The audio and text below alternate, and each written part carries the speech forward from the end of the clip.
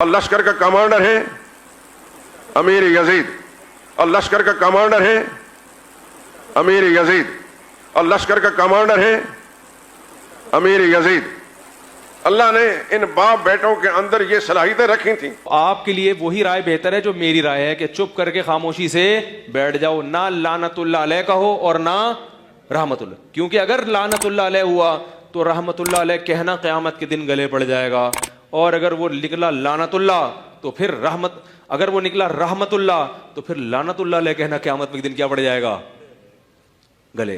تو اس لیے بہتر ہے اجمالی بات کی جائے کہ جو بھی حضرت حسین کے قتل میں کربلا میں شریک تھا، کروڑہ لعنت اس کے اوپر، بس کون تھا ہمیں نہیں، مجھے نہیں پتا کم از کم،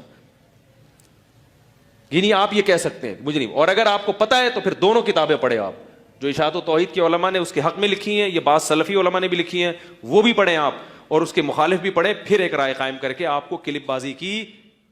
میرے بھائیوں اگر مان بھی لیا جائے کہ وہ قاتل ہے، فاسق و فاجر ہے، تو میرے بھائیوں ہماری دعائیں، میں اور آپ ہمیشہ یہ دعا نہیں کرتے اے اللہ سارے مسلمانوں کو معاف کر دے، کرتے ہیں کہ نہیں کرتے؟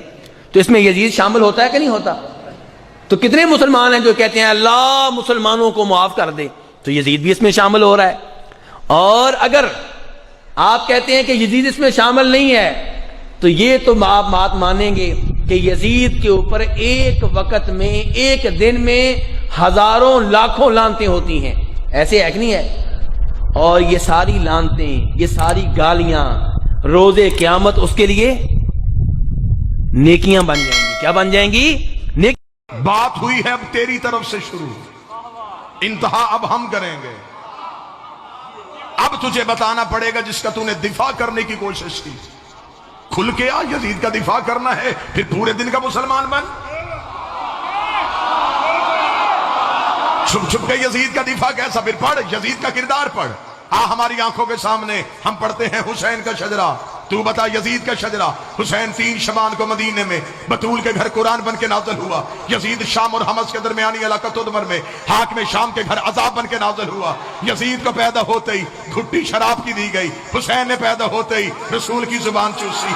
یزید کا نانا بجدل عیسائی خاندان سے تھا، حسین کا نانا سید المرسلین ہاشمی خاندان سے تھا۔ یزید کی ماں میسون جس کے ناچ گانے کو پسند کر کے حاکم شام نے اس کے ساتھ نکاح کیا تھا، حسین کی ماں وہ زہرا تھی جو ایک لمحے کے لیے سجدے سے فراموش رہی، جس کے حیا کا نام قرآن تھا، جس کے نوکر کا نام جبرائیل تھا۔ یزید کا دادا ساری زندگی مخالفت رسول کرتا رہا، حسین کا دادا ابو طالب ساری زندگی حفاظت رسول کرتا رہا۔ یزید کی دادی ہندا جس نے رسول کے چچا حمزہ کا کلیجہ چبایا، حسین کی دادی فاطمہ بنت اسد جس کی قبر میں رسول لیٹا، جس کو کفن محمد کے کرتے کا ملا۔ یزید کا ایک ہی بھائی تھا جو پاگل ہو کے مر گیا، حسین کا بھائی حسن مسند امامت کا تاجدار بن گیا۔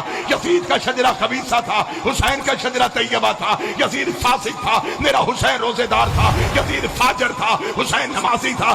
اس لیے 26 رجب کو ولید کے دربار میں کھڑے ہو کے حسین نے یہ جملہ کہا تھا، اور ولید لکھ یزید سے میں تیری بیعت کروں تو کروں کیسے؟ میرے بابے جیسا تیرا بابا نہیں، میرے دادے جیسا تیرا دادا نہیں، میری ماں جیسی تیری ماں نہیں، تجھ جیسا میں نہیں، مجھ جیسا تو نہیں۔